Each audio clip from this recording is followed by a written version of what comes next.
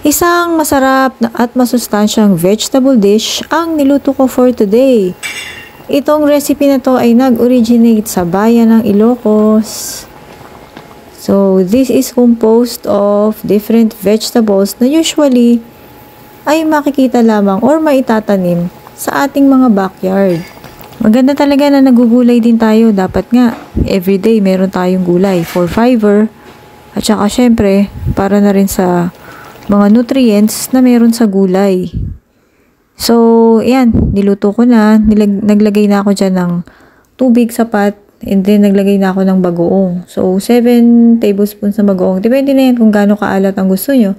And then, naglagay na ako ng kamote na hiniwa ko into cubes. Mas okay to kasi mas medyo matamis yung gulay. And then, naglagay na ako dyan ng kamatis, onion,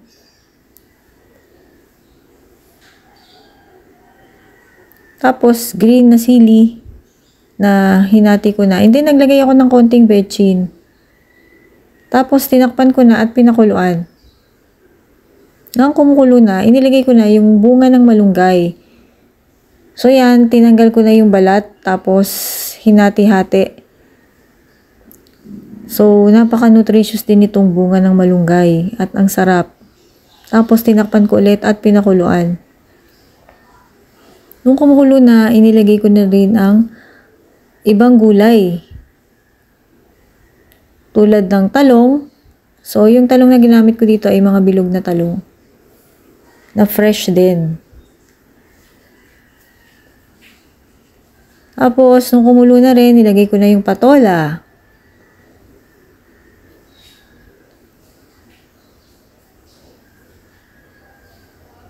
Yan, diba? Napaka-nutritious ng ating recipe for today. Then, okra.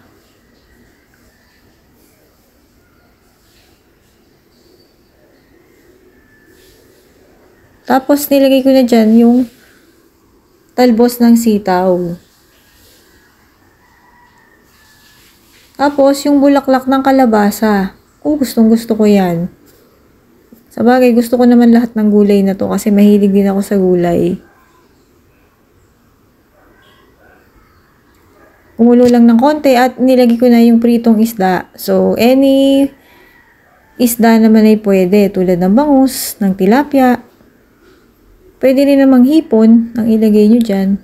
At konting kulo na lang, luto na ang dinengdeng. Paki-follow po ako dito at paki-subscribe sa aking YouTube channel. Ayan, luto na ang napakasarap na dinengdeng. So, ihanda na natin ang mainit na kanin at kumain na tayo ng napaka-nutritious na gulay recipe na ito. Yummy! I-try nyo na rin ang recipe na to. See you on my next videos. Always remember, kumain tayo ng gulay para humaba ang ating buhay.